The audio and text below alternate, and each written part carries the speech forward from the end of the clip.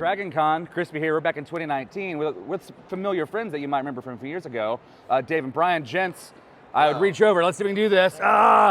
Thank you guys for taking the time out and honestly just coming back to our crazy little show. What have you guys been up to the last few years? Oh, we've made a couple of little independents that Yeah. some people went along to see. Yeah. Around an audience. I hope it got some appeal somewhere, though, you know.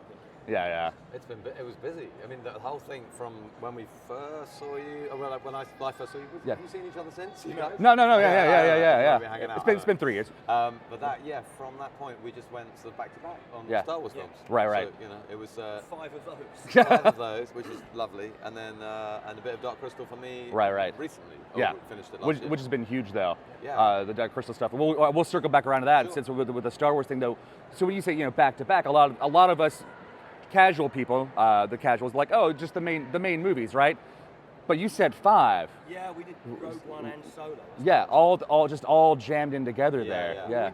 We'd finished Rogue One and started on Last Jedi before Force Awakens came out. Yes. Wow. I had to check. I was thinking about it. We were into pre-production for Last Jedi. Right. Before the Force Awakens came out. Wow. So it's been crazy. It is, but and they also, that's funny, Brian's perfectly illustrating how they don't blend into one, like story-wise and character-wise, but for us it's just like a lot of aliens, a lot of creatures, and a lot of days on a Star Wars environment. Right. You never mistake one movie for the next, but you are walking down the Imperial Corridor and it's like Rogue One, or you're walking down the Imperial Corridor in The Last Jedi, or whatever. And There was a period though when the Episode 8, Last Jedi, was running at the same time as Rogue One. Yes, I remember that. Picking some stuff up, and I did walk onto A stage and knew I was in the wrong place because it was 1970 Stormtroopers. Right. And we were doing the new stuff. Right. So I'm in the wrong place. How incredible was that with what they did with Rogue One, recreating the classic look?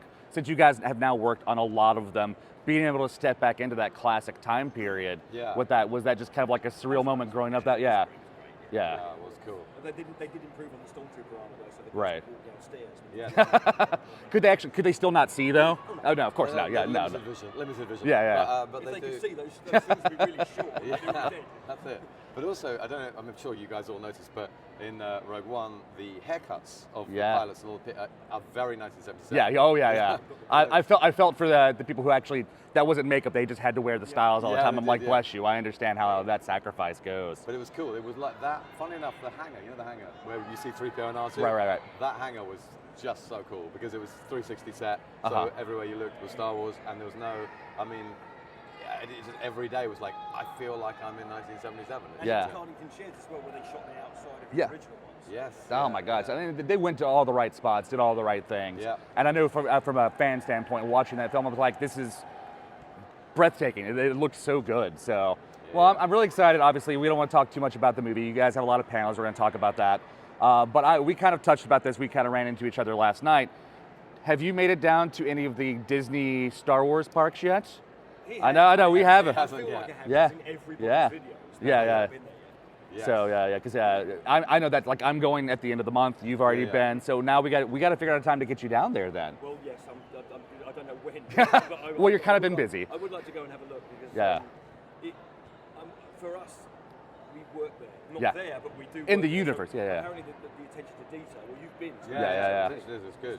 I said to Brian, it's like being at work. I was curious about that aspect. That sounds like it doesn't sound a very engaging comment, but it's the fact that they've got it so right that it's like being on a Star Wars set. I mean, I think that's a great.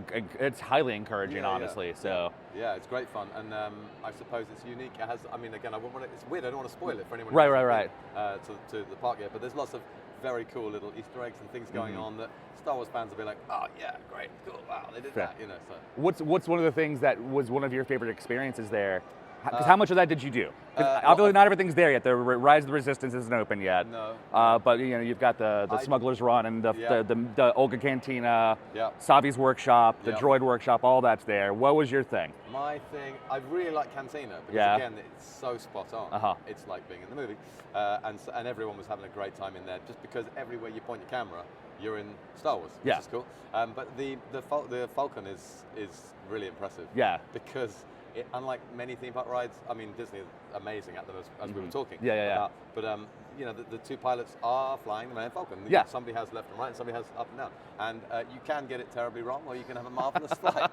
It's up to you. That's one of those things where I imagine it would take a few times for it to really, like for me, like I think of it like a video game, right? Yeah. All right, this first time was terrible. Yeah. Let me go way back in line. Let me keep. I'm gonna dial this in. So I imagine that kind of lends itself to that behavior. Yeah. So. Oh, definitely. Yeah. You are in no one to be let down. And they've got a Falcon Yeah. again. We see the Falcon all the time. Oh, right. But seeing the Falcon there was like, yes, that's. Well, exactly I mean, on the right. set though, did they actually build like a full scale 1-for-1? Yeah. Did they? Yeah. Yeah. I didn't know if I've always wondered. You've seen like aerial shots of people sneaking drones in and things like that. But I've always wondered how much of that was actually The authentic. inside and the outside are two different 100%. sets. Yeah. The outside is the Yeah. It's an amazing thing to go into. I mean, you do go on there and you see grown men cry. Yeah. It's Kevin Smith. I've heard about that. It is amazing. I mean, the first Yeah. time we got there, we were very lucky because the first time we got to go onto it for The Force Awakens, Yeah. they just dressed it. Oh, yeah. When the props guys had just finished and the crew hadn't moved in yet. So it wasn't full of cables and lights. Right, it was clean. Shut up and get out of the way. Yeah. So it was cleanish. Yeah. And it was the Falcon, and there was nobody else in there except the three guys who just finished dressing it. And we walked in, and they were sitting on the step by the other side of the living area. And we just sort of walked in and had a look around. I said, "Did you do this?" They went, "Yeah." Well done. Yeah. We were just blown away. And you Right. just run around before the crew turned up and they chucked you off. It becomes your own little fantasy reality in that. Yeah. Sit in the cockpit. Yeah. Yeah, you better. Yeah, we'll totally play that. And it fills up. That's interesting what Brian said about when the crew go in. It fills up very quickly. It's not very big because it's not like a movie set that's all open and like you can just walk off the fourth wall. The Falcon is an environment. Yeah, so it's a closed box. it's Yeah. closed box, So when you are in there, I mean, you could get maybe there'll be a little scene at the holochess table or whatever, maybe with John or Daisy or whatever, and there will be 45 people in the other space. Oh my so God, you just are crammed in. You're in, Get yeah. out. You won't get out. Jeez. And also you're like this, I have a transmitter, obviously, remote control, Right. and I'm like packed on a tiny little spot, because that's all I've got. And not because people are in the way, but we just all have to find our little tiny There's just bit of real space estate. everywhere. Yeah. I mean, yeah. that's the curse of the puppeteer, though. Yeah, Right? yeah. All right, let's get out of sight. Yes. Let's cram you in there. I mean, Yeah, I'm sure Well, you I don't guys. have to get out of sight anymore. I just have to not be in anyone's way. That's Yes, fair. Which is the same sort of rid of Chapman, it. right? Yeah. Yeah, because you do the morph suit stuff, right? And Well, they it's not really a morph well, I suit. forget what it's called now, but yeah. Well, I had a new one made because I was in kind of a green nylon one for the Force Right. Awakens in the desert, which was really, really hot. Great So I idea. thought, "Oh, maybe something a little more Breathable. So I got these new kind of flight suits, which we kind of specced out. Oh, amazing. Vented armpits. Yeah. And for my listeners and my radio mic things. And I thought, I like to think I look like a young Tom Cruise. I actually look like one of the Teletubbies. But it was still better than wearing the green nylon. That's fair. Yeah, because I know that I as somebody who's done morph suits before, it's like I hate seeing pictures of me in morph suits. So that's why you paint us out. Exactly. That's why you just paint us out. So things like that. I want to circle back around because I had this question stuck in my head about how I said earlier the Falcon was clean. You're like, no. Because you're right, the original Falcon was dirty. And one of the common fan observations was for Solo. They were like, wow, this is really weird. Yeah. Did you guys have that kind of like surreal, like this is not the Falcon that I know, but I know it's the Falcon experience when you came up And the there set? was more of it too. Yeah. So, because the original set stopped at the far end of that living quarters. Right. And then when JJ had it built for Force Awakens, he put a little bit of an extra corridor around there so you could go around a little further. But then for Solo, they put Lando's bedroom in and they put the engine Why in. not? Yeah. So now that was then in there. Yeah. And so that was a little bit more, Right, just a little expanded, quite yeah. fun. You suddenly got to go somewhere you've never been. Yeah. It's a new home. Special edition of a film. You go, oh, it goes round.